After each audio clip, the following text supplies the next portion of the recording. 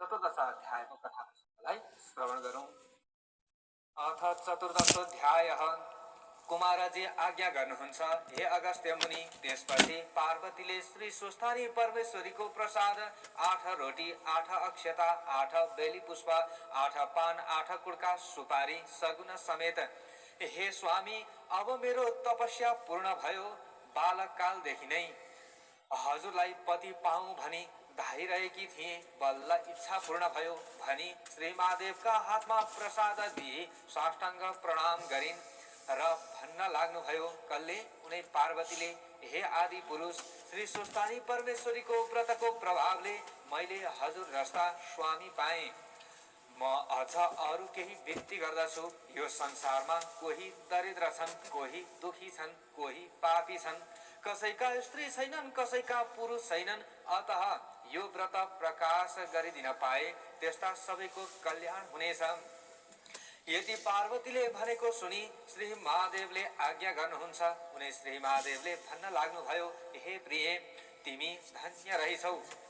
संसारका दुखी दरिद्री प्रति तिम्रो मनमा यस्तो दया रहेछ। अब यसको उपाय सुन। पहिले अश्वत्थामा ऋषिलाई डाक्न पठाई उनलाई रसातल पातालमा पठाऊ। त्यहाँ उनले यो व्रत प्रकाश गरिदिनेछन्। यदि श्री महादेवले आज्ञा गरेपछि पार्वतीले अश्वत्थामा ऋषिलाई डाक्न पठाइन् र उनी आएपछि शिव पार्वतीलाई प्रणाम गरेर भन्न लागे। अश्वत्थामा ऋषिले, हे भवानी शंकर, मलाई के कामले डाक्नु भयो भनी सोधे। अनि पार्वतीले आज्ञा गर्नुहुन्छ। पार्वती आज्ञा गर्दछिन्, हे अश्वत्थामा, तिमी रसातल पातालमा जाऊ र त्यहाँ जो दुखी छन्, जो दरिद्र छन्, जो पापी छन्, जसका स्त्री छैनन् र जसका सन्तान छैनन्, तिनलाई यस्तो विधिले व्रत गराऊ भनी आफूलाई श्री विष्णुले उपदेश गरे झैं सारा व्रत विधि बताइन्। कले पार्वतीले सबै व्रत विधि बताइदिनु र पाताल जाने विधा दिइन्। पार्वतीको आज्ञा सुनि अश्वत्थामा ऋषिले शिव पार्वतीलाई प्रणाम गरी रसातल पातालमा गए।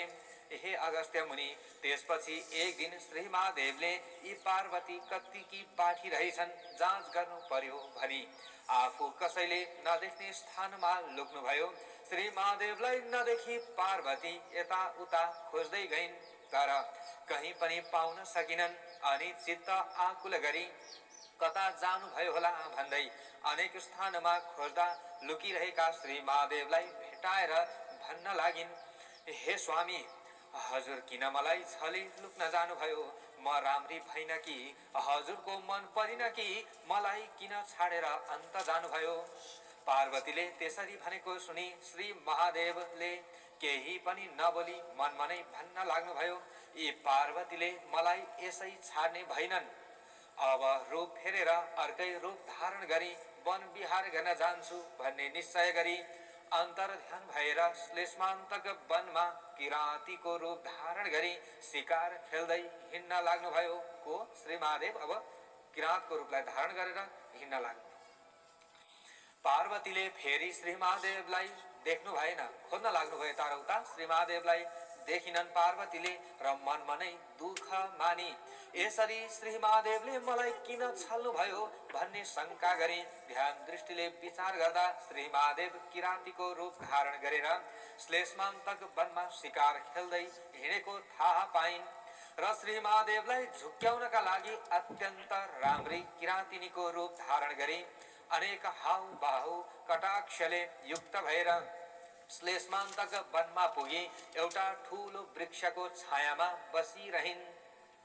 केही बेरपछि श्री महादेव पनि डुल्दै डुल्दै त्यही आइपुग्नु भयो र किराँतिनी रूप पार्वतीलाई त्यहाँ बसिरहेकी देखेर तिनको रूपमा मोहित भई सोध्नुभयो, हे सुन्दरी, तिमी को हौ? देवकन्या हौ कि यक्षकन्या हौ, नागकन्या हौ कि स्वर्गकी अप्सरा हौ? को हौ तिमी? मैले देख्दा त तिमी जस्ती सुन्दरी यस संसारमा हुन दुर्लभ छ। एक्लै यस्तो वनमा आएर किन बसिरहेकी? तिमीलाई डर पनि लाग्दैन कि? यो भयंकर वनमा जंगली जन्तु बाघ हात्ती आदिको पनि कति भय नमानी निर्धक्कसित किन बसिरहेकी छौ? यति किराती रूप श्री महादेवले आज्ञा भएको सुनि पार्वतीले श्री महादेव यिनै हुन् भन्ने चिनेर मनमा नै दण्डवत प्रणाम गरिन्। त्यसबेला श्री महादेव कस्तो रूपमा आउनु भएको थियो भने बायाँ हातमा धनुष र दाहिने हातमा त्रिशूल लिएका, काँधमा सर राख्ने ठोक्रो भिरेका, नागका गहना लगाएका, देख्दैमा डरलाग्दो मूर्ति भएका त्यस्ता किराती रूप श्री महादेवसित पार्वतीले भन्न लाग्नुभयो, हे किरात, म यहाँ बसेको धेरै दिन भयो। किरातिनी हुनाले वन जन्तुको डर पनि लाग्दैन। म यहाँ तपस्या गरेर बसेकी छु। यस्तै प्रकारले दुवै दम्पतिको परस्पर कुरा गर्दा गर्दै साँझ पर्यो र किराती रूप श्री महादेवले भन्नुभयो, हे सुन्दरी, तिमी पनि एक्लै रहिछौ, म पनि एक्लै छु। आज हामी दुवै यही बास बसौं। श्री महादेवको यस्तो वचन सुनि पार्वतीले भन्नुभयो, हे किरात, तिमी लोग्ने मानिस, म स्वास्नी मानिस। यस्तो जंगलका बीचमा एक्लै अरू कोही नभएको स्थानमा कसरी एकै ठाउँमा बास बसौं? फेरि पुरुष जातिको मनमा धर्म भनेको हुँदैन। राम्री स्त्री पाएपछि माता पिता घरद्वार सबै बिर्सन्छन्, तसर्थ एकै ठाउँमा बास नबसौं। यो कुरा नगर। यति किरातिनी रूप पार्वतीले भनेको सुनि किराती रूप श्री महादेवले भन्नुहुन्छ, हे सुन्दरी, यस कुरामा तिमीले कति पनि शंका नगर भन्नुभयो र दुवै स्त्री पुरुष त्यही वृक्ष मनि बास बसे। त्यही वृक्षमा बस्नु भएछ दुवैजना। यही क्रमले बस्दा बस्दा निकै दिन बित्यो र एक दिन पार्वतीले विचार गर्नुभयो, यी भोलानाथ त सधैँ यसरी नै बसेर पनि निर्वाह गर्न सक्दछन्, अब केही युक्ति गर्नु पर्यो भन्ने निश्चय गरी श्री महादेवलाई छलेर आकाशवाणी भए झैं गरेर भन्न लाग्नुभयो, हे जगदीश्वर, हजुरले याद नराख्दा हामी ब्रह्मा विष्णु इन्द्रादि सबैले साह्रै कष्ट पायौं। यसै गरी बस्नु भयो भने हाम्रो कल्याण कसरी होला? कैलाश शून्य भएको पनि निकै दिन भइसक्यो। हे वृषभध्वज, कैलाशको चर्चा गरी हाम्रो उद्धार गर्नुहोस्। यस्तो आकाशवाणी भएको सुनि यो कसको उपर भनेको होला अथवा कसका उपर भनेको होला? फेरि म यहाँ आएको त कसैलाई पनि थाहा छैन भनेर यता उता हेर्दा केही पत्ता पाउन नसकी देवताहरूले भने होलान् भनी चुप लागेर किरातिनी रूप पार्वतीलाई नदेखि खोज्न लाग्नुभयो। अनि पार्वती पनि केही थाहा नपाए झैं गरी फलफूल टिपेर खान लागेकी थिइन्। किरात रूप श्री महादेव त्यहाँ पुगेर भन्नुभयो, हे सुन्दरी, तिमी कता गएकी थियौ? मैले तिमीलाई खोज्दा कहीं पाउन सकिन भन्नुभयो। अनि पार्वती भन्दछिन्, हे किरात, म कहीं पनि गएकी छैन, भोक लाग्यो र कन्दमूल खोज्न हिँडेको हुँ। यसरी कुरा गर्दा गर्दै पूर्णचन्द्र भन्दा पनि राम्री पार्वतीलाई देखेर चित्त चञ्चल भई कामले पीडित गर्दा श्री महादेवले किरातिनी रूप पार्वतीलाई समात्न जाइ लाग्नुभयो। त्यो देख्न साथ किरातिनी रूप पार्वती भन्न लाग्नुहुन्छ, त्यो देख्न साथ किरातिनी रूप पार्वतीले भन्न लाग्नुभयो, हे किरात, तिमी कस्ता रहेछौ? के तिम्रो धर्म यही हो? मैले त श्री महादेव बाहेक अरू कसैलाई स्वामी स्वीकार गर्ने छैन भन्ने प्रतिज्ञा गरेर यस वनमा आई अनेकौं तपस्या आदि गरिरहेको छु। मैले उनैको लागि तपस्या गरेर बसेकी छु। तिमी त्यसो गर्छौ भने म श्राप दिई आत्महत्या गर्नेछु। यदि पार्वतीले भनेको सुनि किरात रूप श्री महादेवले भन्नुहुन्छ, हे सुन्दरी, तिम्रो त्यस्तो प्रतिज्ञा छ भने म उही महादेव हुँ। वन विहार गर्न मन लागेर म यहाँ आएर बसेको हुँ अथवा म यहाँ आएको हुँ। नपत्याए हेर भनी आफ्नो ज्योति स्वरूपको दर्शन दिनुभयो। अनि पार्वतीले मनमा आनन्द मान्दै दण्डवत प्रणाम गरेर विन्ती गर्नुभयो, हे ईश्वर, अब मेरा माता पिता कहाँ कन्यादान लिन हिँड्नुहोस्। यदि सुनेर हुन्छ भने किरातिनी रूप पार्वतीका पछि पछि लागेर श्री महादेव जान लाग्नुभयो। केही बेरमा हिमालय पर्वतका घरमा पुग्नुभयो। अनि श्री महादेवलाई यिनी त पार्वती पो रहेछिन् भन्ने ज्ञात भयो र मलाई छली आफ्ना माता पिता कहाँ ल्याइन्, अब कसो गरौं भनी लाज मानी त्यहाँबाट अन्तर ध्यान भई किरातेश्वर शिवलिङ्ग भएर श्लेष्मान्तक वनको उत्तरतिर गई बसिरहनु भयो। फेरि श्री महादेवलाई नदेखेर चिन्ताग्रस्त भएकी पार्वतीले ध्यान दृष्टिले हेर्दा किरातेश्वर शिवलिङ्ग भएको थाहा पाई पार्वती पनि नित्य बागमतीमा स्नान गरी किरातेश्वर महादेवको उनै किरातेश्वर शिवको ध्यान र षोडशोपचारले पूजा गर्दै तपस्या गर्न लाग्नुभयो। उनी पार्वतीले तपस्या गर्न लागिन्। पार्वतीले स्नान गरेकी हुनाले त्यस स्थानको नाम गौरी घाट भयो। जो मनुष्य गौरी घाटमा स्नान गरेर किरातेश्वरको दर्शन गर्ला त्यसका सबै पाप नाश भएर सुख शान्ति भई यस लोकमा अनेक भोग भोगी परलोकमा कैलाशवास होला। हे मुने, त्यही क्रमले पार्वतीले कठोर तपस्या गरेको देखि शिवजी अत्यन्त प्रसन्न हुनुभयो। शिवजीले प्रसन्न भएर आफ्नो ज्योति स्वरूपको दर्शन दिनुभयो अनि पार्वतीले अत्यन्त हर्ष साथ शिवका पाउमा दण्डवत गरी अञ्जली जोरी बिन्ती गर्दै भन्न लाग्नुभयो, हे स्वामी, हजुरले मलाई किन यसरी बारम्बार दुःख दिइरहनु भएको हो? म हजुरको लागि राम्रो भइन कि अथवा म हजुरकी मन परिन कि भनी अनेक विस्माद गरेको सुनि प्रत्यक्ष भएर पार्वतीलाई अङ्कमाल गरी काखमा राखेर त्यहाँबाट अन्तर्ध्यान भई हिमालयका घर जानुभयो।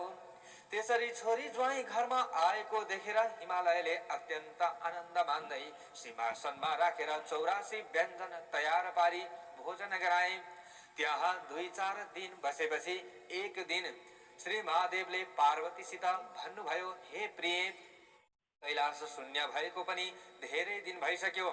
अब यहाँ बसेर के गर्नु छ र? कैलाश जाउँ, हिँड, तिम्रा माता पितासित बिदा माग्न जाउँ।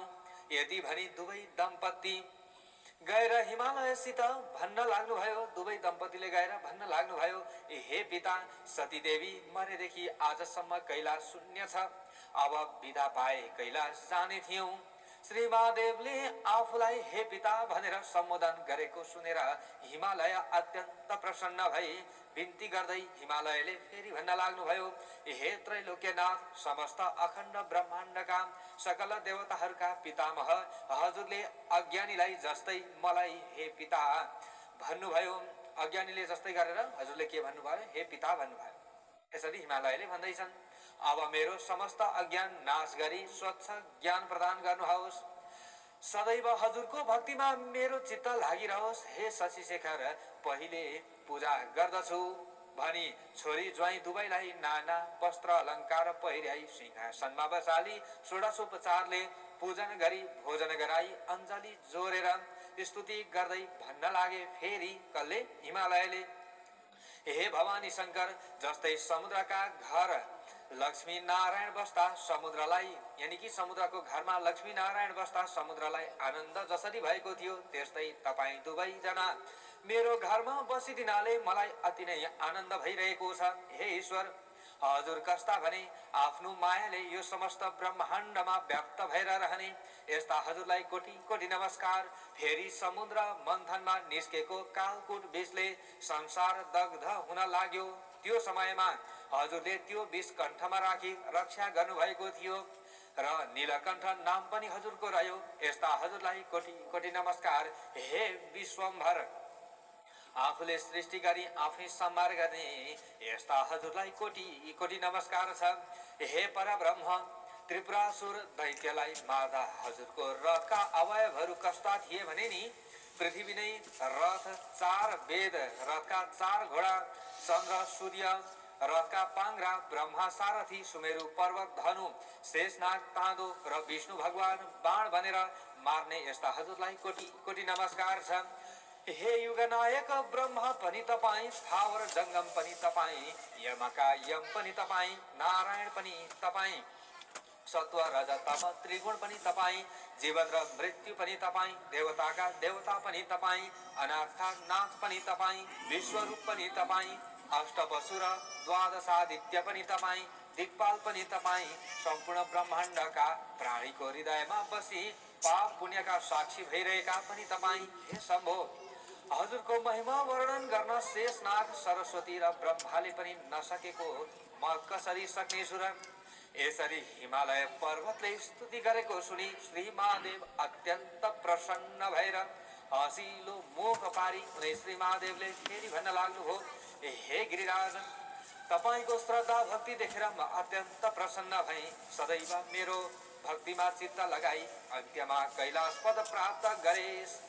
अब हामी जान्छौँ भनी हिमालय पर्वत र मेनकासित विदा भई साँडेमा चढेर पार्वतीलाई काखमा लिई कैलाश पर्वतमा गएर प्रमथ गण सहित भई आनन्दले रहँदा भए। इति श्री स्कंद पुराणे केदारखण्डे माघ महात्म्ये कुमार अगस्त्य संवादे श्री स्वस्थानी परमेश्वर्या व्रतकथायां शिव पार्वती कैलास प्रवेशो नाम चतुर्दशोऽध्यायः। अब हामीले